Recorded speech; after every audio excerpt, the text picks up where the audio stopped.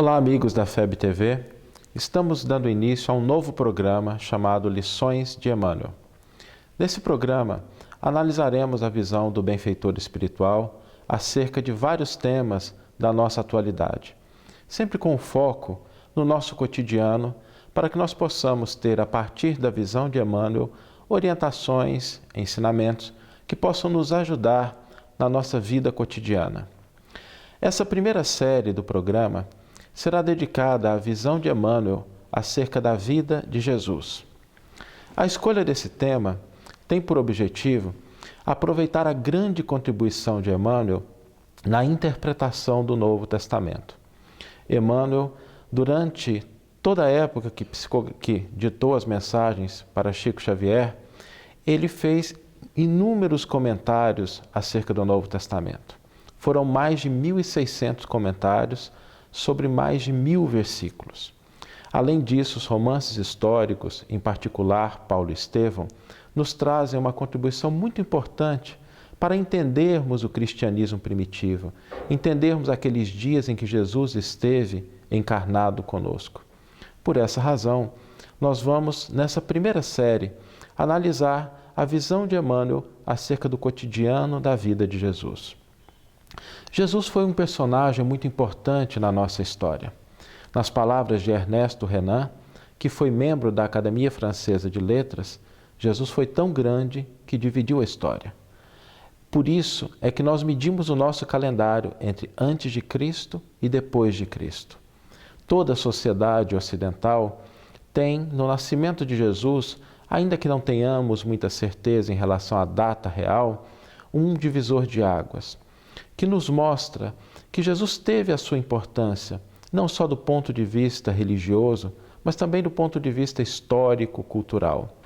A sociedade ocidental, através de músicas, esculturas, pinturas, de grandes artistas, nos deixou um legado enorme de vivências, de reflexões acerca desse momento importante que foi a chegada de Jesus.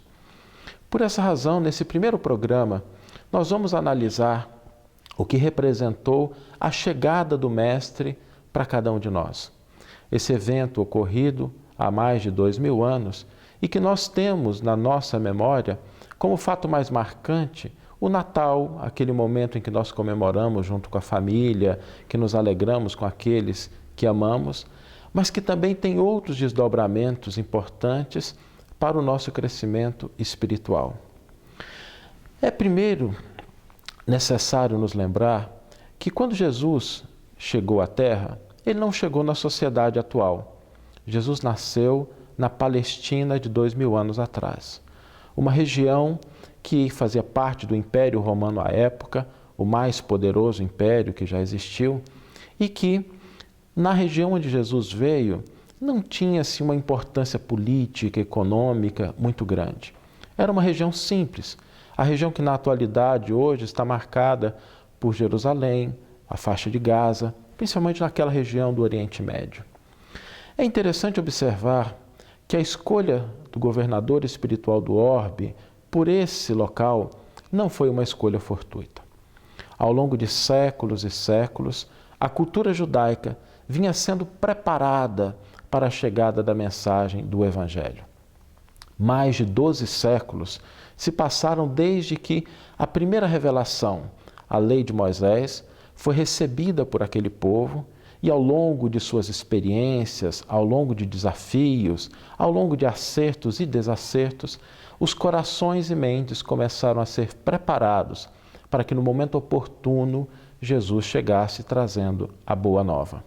É por essa razão que Jesus escolheu esse povo, porque ali já havia um solo preparado no qual seria lançada a semente do Evangelho e que ela poderia florescer, porque já existiam corações e mentes preparados para a compreensão do Deus único. Que é uma ideia que para nós hoje pode parecer muito trivial e muito comum, mas quando nós nos lembramos que 3.000 anos atrás todos os povos do planeta eram politeístas e que surge no seio do povo hebreu a ideia do monoteísmo, nós vamos perceber que essa contribuição é de fato importante. Jesus nasceu na Palestina, na cidade de Belém. como registram os historiadores, registram os evangelhos. E nessa cidade ocorreram fatos importantes, porque quando nós tentamos entender o que representa a vida de Jesus do ponto de vista histórico, nós nos deparamos com uma surpresa. Poucos historiadores da época de Jesus mencionam a sua chegada. Suetônio, Plínio o Jovem, Flávio Joséfo, foram alguns daqueles que registraram poucas coisas acerca da vida de Jesus. Se nós reunirmos tudo quanto esses historiadores escreveram, nós vamos ter, talvez para a nossa frustração, pouco mais de 2 páginas de um livro moderno.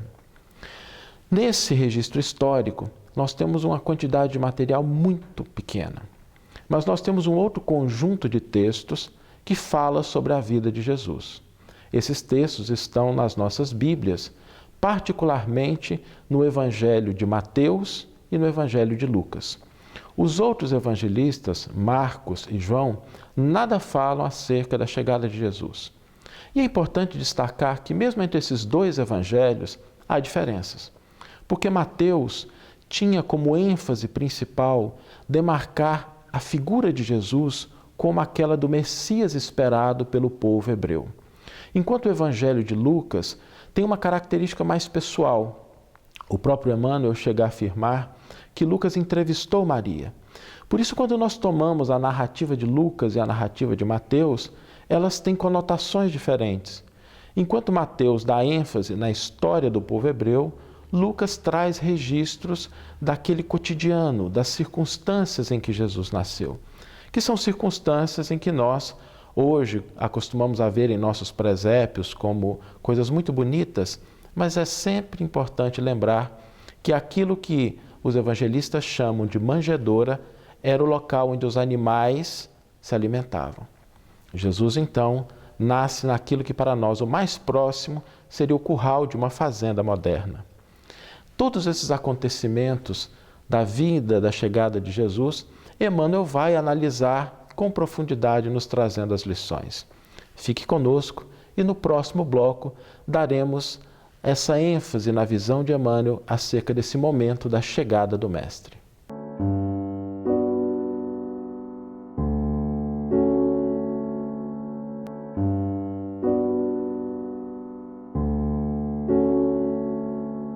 Estamos de volta com o segundo bloco do programa Lições de Emmanuel, hoje com o tema A Chegada do Mestre. Como comentávamos no primeiro bloco, a chegada de Jesus à Terra teve uma importância capital para a nossa sociedade. E as narrativas que temos acerca desse importante evento estão principalmente concentradas no Novo Testamento, nos Evangelhos de Mateus e no Evangelho de Lucas. O Evangelho de Mateus tem uma conotação específica, uma ênfase dada a Jesus como Messias. E o Evangelho de Lucas traz relatos mais pessoais. Por essa razão, talvez, Emmanuel comenta, com muito mais detalhes do ponto de vista pessoal, a narrativa da chegada de Jesus que consta do Evangelho de Lucas. Todos os comentários que Emmanuel fez acerca do Evangelho de Lucas estão reunidos nessa obra, o Evangelho por Emmanuel, editada pela Federação Espírita Brasileira. É nessa obra que vamos encontrar 2 versículos muito interessantes que falam sobre esse momento da chegada de Jesus.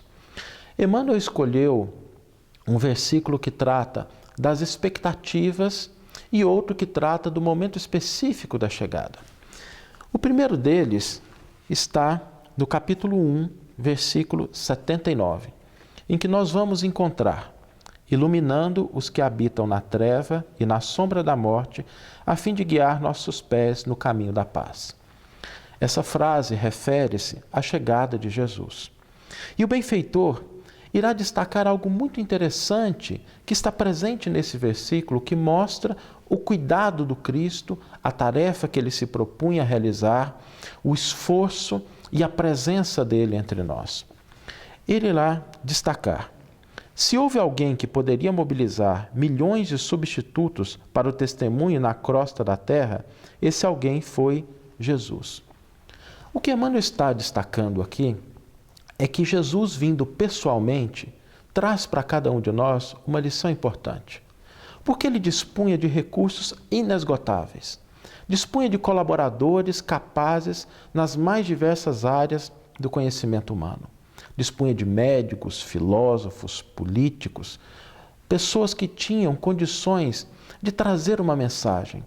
Mas Jesus, no momento julgado oportuno para o lançamento do reino de Deus sobre a face da terra, vem pessoalmente. Esse destaque de Emmanuel acerca desse versículo é um destaque que nos faz lembrar da responsabilidade que cada pessoa tem em relação à tarefa que lhe incumbe realizar. Existem questões que nós podemos delegar a outras pessoas, passar a terceiros, mas Jesus não o fez quando se tratava da implantação do reino de amor. Ele veio pessoalmente. Existem tarefas, existem realizações que não podem prescindir da nossa contribuição pessoal. E se o Mestre as tem, cada um de nós também as possui.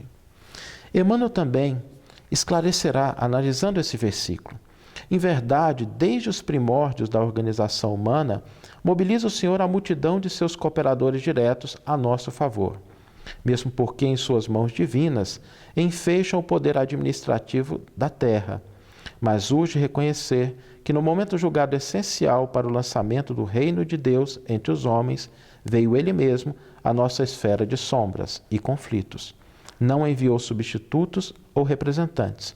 Assumiu a responsabilidade de seus ensinamentos e sozinho suportou a incompreensão e a cruz. Jesus, assumindo a tarefa da implantação do reino de Deus, não vem na condição de um grande imperador, de um grande ditador. Assume uma tarefa que exigiria dele o sacrifício até as últimas consequências. Ele se despediria do mundo na cruz infamante, assumindo a responsabilidade, a consequência de todo o seu trabalho. Não se isentou, não transferiu o peso para outras pessoas e, em várias situações, menciona claramente a necessidade de carregar a própria cruz e seguir a trajetória que nos compete como indivíduos. Jesus, quando vem ao mundo, assume uma responsabilidade muito importante e todas as consequências que viriam desse seu ato. Há um outro episódio também na chegada de Jesus, que está registrado também por Lucas, no capítulo 2, versículo 5. É um versículo muito interessante porque diz assim: a fim de registrar-se com Maria, sua esposa, que estava grávida. E Emmanuel vai destacar que, nesse sentido, o Evangelho nos oferece uma lição salutar. José e Maria, dirigindo-se a Belém, obedecem à ordenação política de César, mas Jesus, vindo ao seu encontro nas palhas da manjedoura, fora do ambiente doméstico, mostra que a claridade divina pode bafejar os trabalhos da criatura em qualquer parte. O casal de Nazaré não apresenta desculpas a fim de evitar a obrigação devida à ordem. Jesus não apresenta condições especializadas para se oferecer às criaturas. Algo que pode parecer muito simples, registra o compromisso de José e Maria, fazendo uma viagem de 200 quilômetros sobre o animal, Maria que estava grávida. Imaginemos, Maria com uma criança ainda no ventre, tendo que viajar 200 quilômetros a pé ou em cima de um animal para atender uma ordenação política de César. Essa ordenação era o censo. E o censo, àquela época, dizia respeito à necessidade de tributação.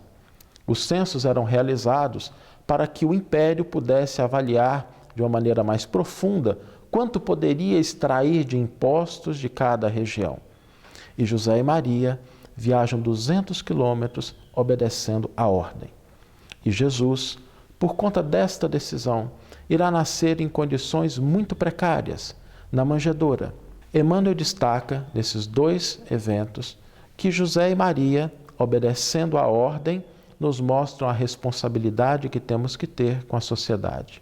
E Jesus, chegando nas palhas da manjedoura, em condições muito limitadoras, nos mostra que a caridade, que o bem, não devem pedir condições para serem exercidas. Dessa forma, Emmanuel, analisando esses dois versículos, nos traz lições importantes e nós vamos fazer uma reflexão sobre isso, sobre esse conteúdo e a nossa vida no terceiro bloco do programa Lições de Emmanuel. Fique conosco.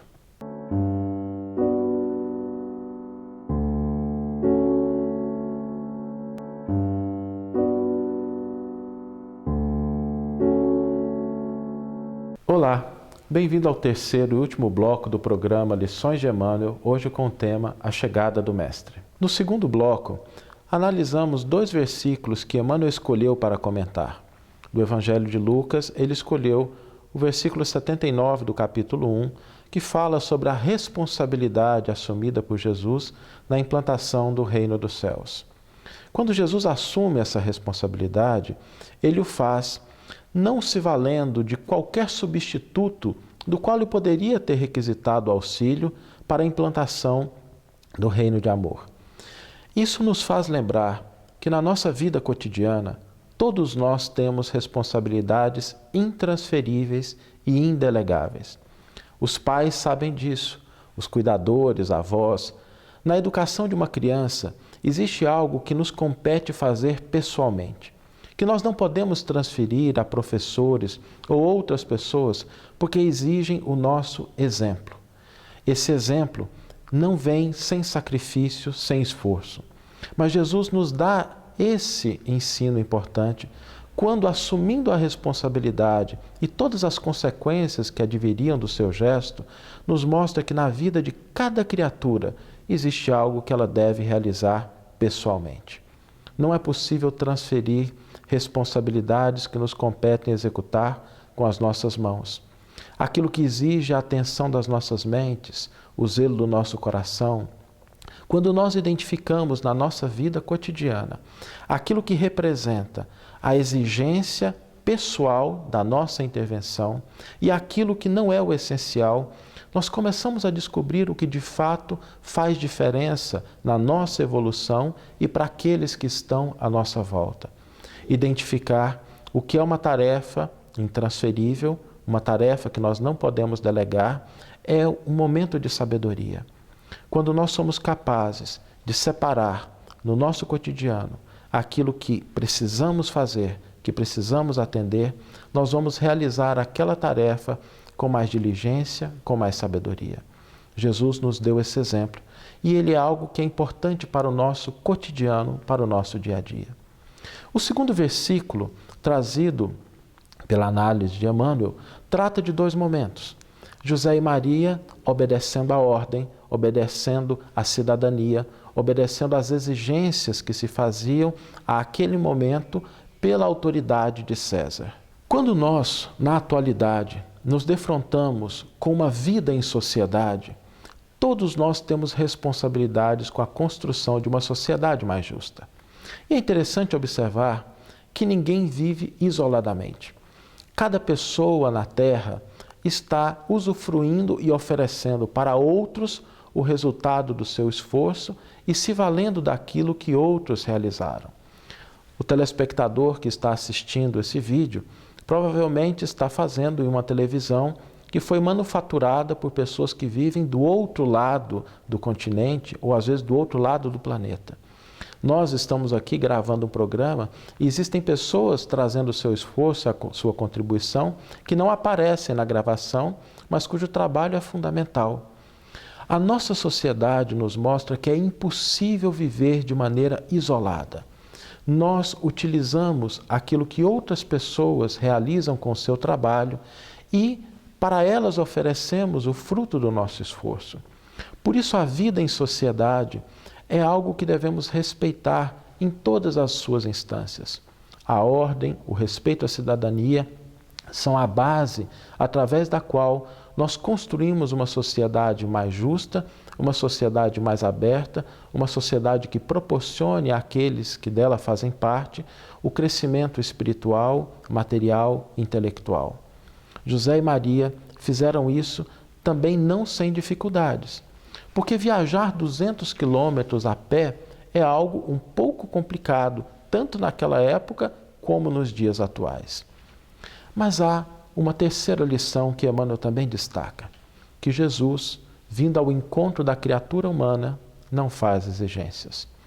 Ele, quando aceita a viagem de José e Maria, estando no ventre de sua mãe, de Nazaré para Belém, sabe que as condições do seu nascimento se dariam de maneira muito adversa, mas não faz exigências, não faz imposições. Jesus nos mostra que a prática do bem não pode ser uma prática condicionada. Quando nós nos dispomos efetivamente a realizar algo para outra pessoa, para o bem comum, as exigências e as condições devem ocupar um lugar secundário. Isso porque, quando nós nos predispomos a agir de maneira caridosa, nós não devemos estabelecer nessa caridade as exigências de condições, de atenção ou de reconhecimento. Porque quando assim o fazemos, nós estamos imputando a outro a causa do bem que realizamos. Às vezes nós somos assim. A gente faz o bem, mas espera que o outro reconheça ou que ele se comporte dessa ou daquela forma. Quando nós agimos assim, a causa do bem está no outro e não em nós. Porque se o outro muda de atitude, a gente se coloca no direito de mudar também a nossa atitude. Mas quando realizamos algo do nosso coração efetivamente, nada que está em volta tem mais importância do que o gesto de caridade e de amor. Por isso, a prática do bem nunca deve ser uma prática definida por condições externas. A caridade legítima, ela não exige condições. Por isso Jesus consegue transformar uma manjedoura simples, um momento talvez de dificuldade, em um dos símbolos mais bonitos do Evangelho. O símbolo que nos mostra que não importa aonde estejamos, não importa em que condições estejamos, não importa os recursos de que dispomos, o que importa é o que nós queremos realizar. Se o nosso coração está repleto de uma luz, essa luz brilhará aonde quer que estejamos. Essas 3 lições, extraídas do Evangelho pela visão de Emmanuel, nos coloca desafios importantes para a nossa atualidade, de assumirmos responsabilidades que nos competem pessoalmente, de respeitar a ordem de uma sociedade na qual estamos inseridos e de praticar o bem sem olhar a quem. Não por outra razão, Allan Kardec, o codificador da doutrina espírita, estabeleceu como lema: fora da caridade não há salvação. Esperamos que você tenha gostado desse programa Lições de Emmanuel com a temática A Chegada do Mestre e esperamos revê-lo em uma próxima oportunidade.